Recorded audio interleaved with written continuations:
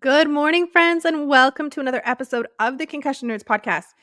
Although you probably can't see me unless you're watching the YouTube video, I am coming to you Saturday morning. My lovely team kindly reminded me that we hadn't filmed an episode for this week, and I'm drinking my coffee, which we did an episode. I think we did an episode on the podcast with the low-hanging fruit.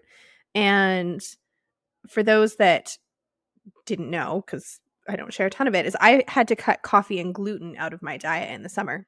And worlds of difference, by the way, in terms of my energy, in terms of sustained energy in the day, in terms of how I felt as a whole, bloatedness, so many positive things for me in cutting out coffee and gluten. But I love coffee. It is one of my favorite things in the world. And so this morning, I'm deciding to make myself a coffee. It's a 4 Sigma coffee, so it's got mushroom and lion's mane in it. And I'm going to see how I do because I'm hoping, this is what I'm hoping, that as long as I don't drink it regularly, that once in a while I can enjoy a delicious cup of coffee. And I think sometimes this is totally not the topic of today's podcast, by the way, but when we restrict ourselves from things because we can't have it, it creates a story which can sometimes be frustrating for us. But if we are choosing to not consume something to the extent we used to consume it because we recognize the difference in how we feel internally in our body because of that choice we made, it is much easier to not consume the thing. And so for me, this was exactly what happened with coffee and gluten, is that I recognized and realized and could see and feel in my body the change. And I am that person who loves pastries. Baked goods were my weakness. Clients would bring us these delicious ooey gooey cinnamon buns or croissants or cookies or these cupcakes. Like, I'm not kidding you guys. Like, I could sit there and just eat them all day long. And they still bring them to the clinic, but I can now look at them and make the easy choice. Sometimes it's hard, but the easy choice to say no, thank you. Because I have made the correlation and the connection about how I feel when I make those choices to eat those things, and I do not feel good. So today, I am making the choice to enjoy this delicious cup of coffee. I'm going to see how it feels, but I've made the decision. And I also feel like when I make the choice to have this thing that I had it once since July when I was in Madrid, I can also savor it and enjoy it that much more. Because tomorrow I'm going to go back to my green tea. So again, just being aware of those moments of the words and the decisions and the stories we're creating about why we do or do not do certain things. Okay, not the topic of today's podcast. That was a detour, as I also just take a sip of coffee. Today's podcast, I want to talk something a bit different. This would be one of those ones that you could share from an awareness perspective. Again, we just wrapped up Concussion Awareness Month. I'm still on a high from the virtual summit that we did. We still have people reaching out and buying the VIP packages. We still have people reaching out and telling us how much they got out of the summit. So if you did miss the summit and you're like, oh, I wish I'd gotten that, or I didn't do the VIP pass and I really wish I had, you guys, it's 47 Canadian dollars for those on a healing journey, and it's 97 Canadian dollars for clinicians. The links below in the show notes here, you can still get the replays. So we're still living off the high of that. It was so much fun. It was so good. Already excited for next year. Planning's already started. And we just welcomed 4 new nerds into the Concussion Nerds program. So the Concussion Nerds program is my clinical mentorship program where I support clinicians in teaching them how to rehab concussion in the integrated multi-systems approach that I practice. And we just welcomed in a chiropractor from Ottawa, a physiotherapist from Ottawa, an occupational therapist from the United States, and a physiotherapist from the Lower Mainland here in Abbotsford and Langley. So I'm super excited to welcome the 4 new. And then if I didn't share before, just before the launch, we welcomed a physiotherapist from New Zealand. So there's some really awesome things happening over here. So I'm kind of on a yay kick from all of those things. But today's episode I want to talk about is the kind of 3 common pathways that I see people travel through after a concussion. And again, this is one of those topics that if you're aware of the pathways, you can potentially change your own trajectory, or you can share with someone if you see them going down a pathway that doesn't necessarily support an expedited, if we could say, recovery process. So, the 3 common pathways. Pathway number 1, someone gets a concussion or suspects they get a concussion, and they just do nothing. They just wait and see if it feels better. And then if they're still feeling kind of garbagey in a week or 2, then they go visit their general practitioner. That general practitioner may or may not know what to do. We'll talk more about that in a second. So that's person number 1. Person number 2, they get a concussion. They go to the emergency department.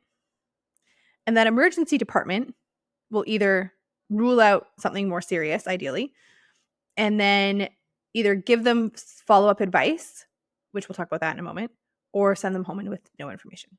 Pathway number 3 is there's someone who either knows someone who's educated around this topic, or they've been through it themselves, and they know that the best thing to do is to connect with a concussion literate clinic and provider in those first kind of 4 to 7 days.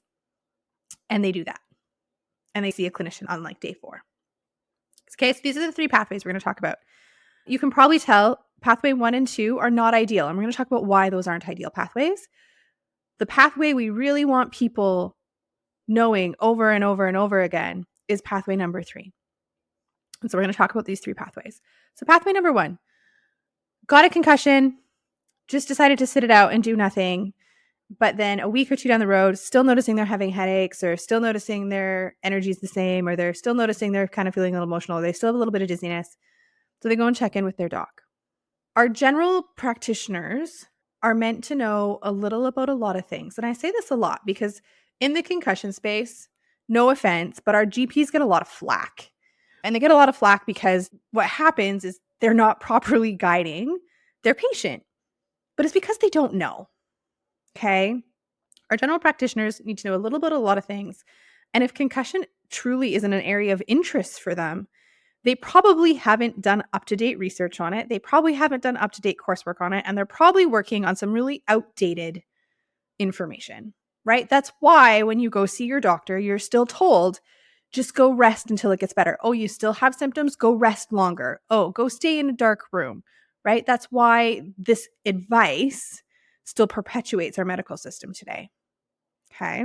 The emergency department, I'm in the middle of prepping for a workshop right now that I'm doing. And I came across this study that looked at emergency department physicians, and they found that over half the individuals that leave an emergency department are not given supportive kind of care after. They're not given plans on who to connect with or what to do or any information. They're just diagnosed and kind of left to their own devices. So for that person, they're kind of floundering in the breeze as well, right? And then who do you turn to? You turn to Google, you turn to social media, or you just think you're fine and you try to go about your life. And then 3 weeks later, 4 weeks later, you're still dealing with symptoms. So then it's like, what do you do? So then you go see your doctor again, right? Or sometimes, which is fantastic, in both those scenarios, they will refer you to a clinician. But let's talk about some statistics, because statistics happen for a reason. There was a survey that surveyed nurse practitioners, emergency room physicians, and general physicians. And what they found was that when questioned about education around MTBI or concussion, they only answered the questions with 58% accuracy. They also found that in the adolescents that it was around, less than 40% of them actually recommended accommodations for return to learn. You guys, over 70% of kids require accommodations to return back to school after concussion. Okay. Here's the kind of other bigger thing, though. Those of the physicians that were surveyed, again, it's a number of physicians that were surveyed, but of the physicians surveyed, less than a third of them ever referred individuals to physical therapy. Less than a third. I'm going to say this again. And I'm going to say why this isn't okay here in a second. Less than 1/3 of those physicians, nurse practitioners, emergency room physicians, general practitioners, ever referred their patients to physical therapy. And almost none of them referred to occupational therapy, counseling, neuropsychology, speech pathology. Does anyone else see a really big problem with this? Because if you are relying, this is a general blanket statement I'm going to say here, but if you are relying on your physician to help you rehab your concussion, you're relying on the toolbox that they have. And many physicians' toolboxes are medications. Now, don't take this in the wrong way as saying that I'm against medication. I am not when it's appropriate. But let's talk about headaches, for example. Many different medications are given to people to try to help their headache. Okay. A headache is a symptom that has a driver. So headaches in post-concussion really commonly can be linked to either your neck. And for the practitioners listening to this, we have 3 really specific tests, functional tests that we can do in clinic to help us differentiate if the headache has a cervicogenic component. And if we do these tests and we identify and we're able to reproduce our person's headache, our client's headache with these 3 tests, then we know the neck is an absolute reason why those headaches are happening. And we're going to implement rehabilitation around the neck to help with the headache. What's another reason headaches happen after concussion? Blood flow issues, dysautonomia, the autonomic phenotype, right? In the dysautonomia world, you'll hear sometimes it talked about as the coat hanger headache, which is a headache that comes kind of between the shoulders and up the back of your neck and the back of your head. So if we're understanding and we're able to look at, well, why does dysautonomia happen? Remember, dysautonomia is the dysfunction of the nervous system. And we're looking at why that dysfunction happens, which means we need to do that assessment through how our eyes and our inner ears and all those things are working together. If we can find the issues there, and maybe that's impacting our blood flow, that could be a reason of the headache there. If the headache is more present when we're trying to use our eyes together, so when we're reading or we're in busy environments or we're taking in the environment through our vision, but our eyes aren't working well together, or we're really struggling with convergence deficiency or whatever these different things can be, that can lead to headaches. If all we're doing is giving medication to the headache, which if you are dependent on your physician as your lead person for your team, that is their toolbox. I'm not bashing them. I'm just saying that's their primary toolbox. Then you can understand that you're going to be trying to find a medication to band-aid the headache and manage the headache because you're not addressing the reason the headache is happening. I hope that makes sense, right? So when we look at this survey that was done, it was really, sometimes we think the universe just like puts things in front of me that I need to see at the right time. And I literally found this study that was going through this survey of these nurse practitioners and emergency room physicians and general practitioners as I was building a presentation to go talk to a bunch of doctors.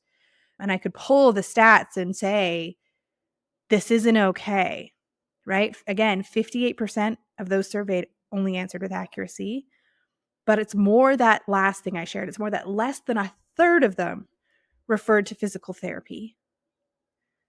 And almost none of them ever referred to occupational therapy, neuropsych, counseling, or speech path.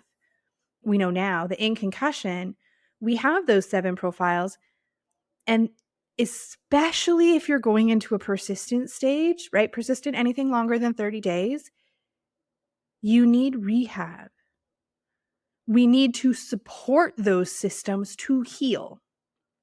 They're not just going to spontaneously resolve anymore. When you look at some of the literature, within the first 10 days of concussion, if there's vestibular or visual impacts of the concussion, they can spontaneously resolve, but they'll spontaneously resolve within the first 10 days.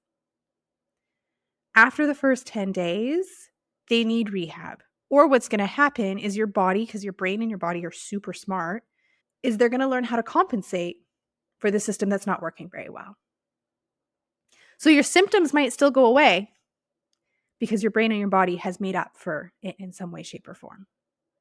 Right? So this is why in our world and the clinicians that I train and in my own practice, when you come to see us for an acute concussion, pathway number 3, right? So pathway number 1, pathway number 2, both involve either doing nothing until you don't feel better and then going to see a physician, or going to the emergency room, doing nothing, or then being directed to a physician.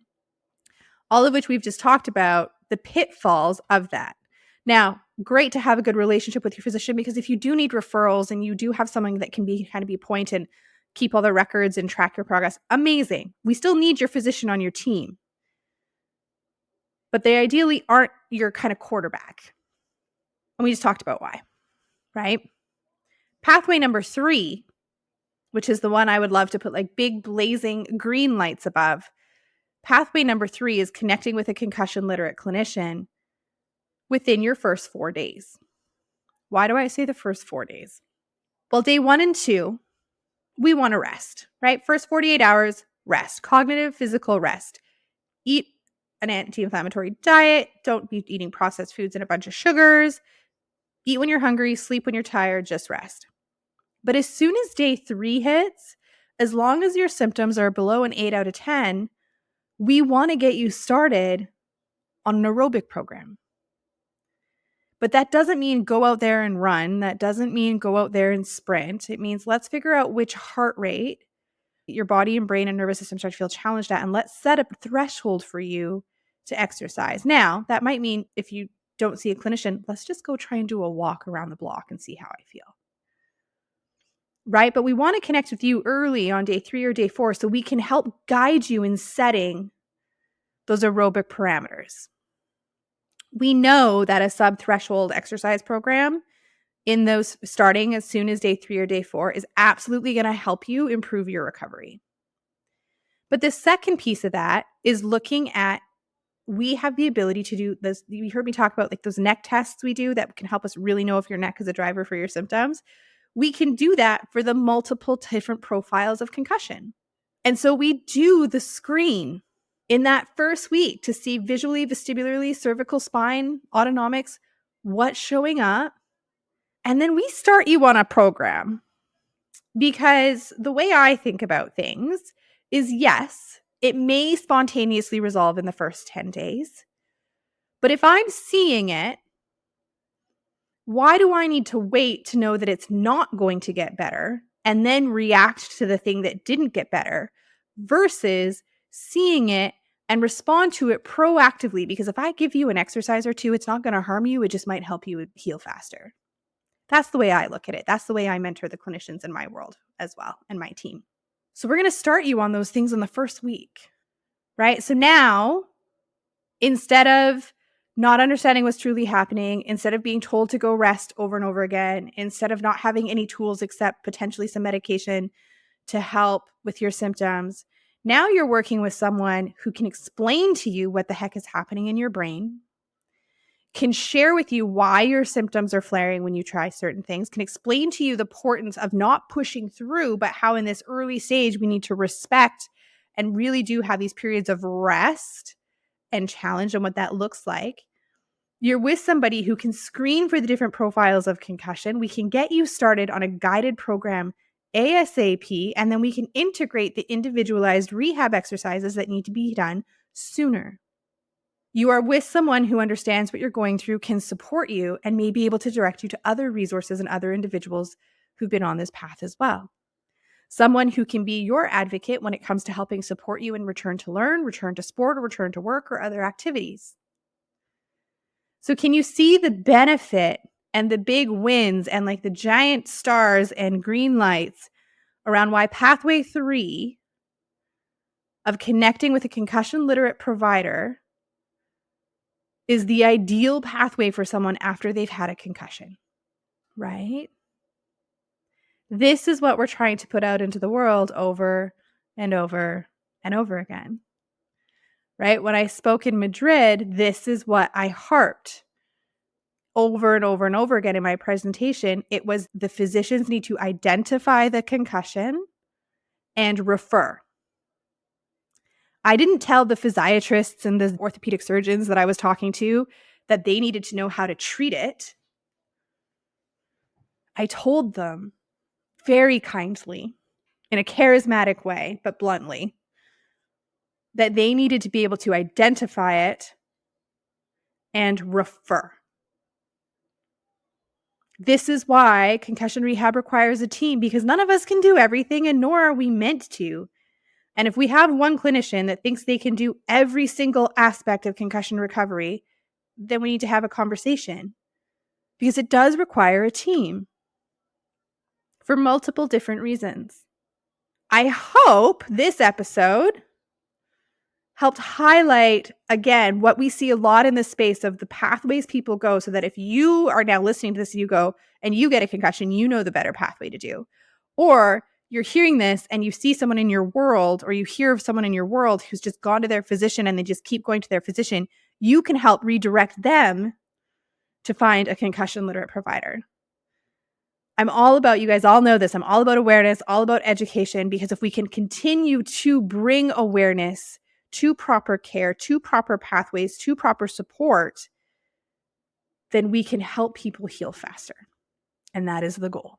So, my friends, also, side note, we're officially into year 2 of the podcast. And you know this funny thing, sorry, I'm going to have a sip of my delicious, this is actually a really great coffee, by the way. Never had it before. 1 second. I remember way back when, 4 years ago, I think it was definitely 4 years ago, when one of my mentors at the time said to me, Natasha, have you ever considered a podcast? And I was like, I'll never have a podcast. Nope, won't do it. And then one of my good friends also kept telling me that I needed to start a podcast. And she probably told me this. This is my friend Robin, if she's listening. She probably told me for a good year that I needed to start a podcast. And I was like, no, like, I don't know what it should be about. Are you guys giggling a little bit when I say that? I should start a podcast, but I don't know what it should be about. My entire world is concussion. Clearly, if I was going to start a podcast, it would be about concussion. But I put up my walls and I was like, no, like, that is a long-term commitment. You don't just do a podcast to do 6 episodes. You do a podcast to keep showing up, right? This has been one of the easiest things I've been able to commit to for the last year.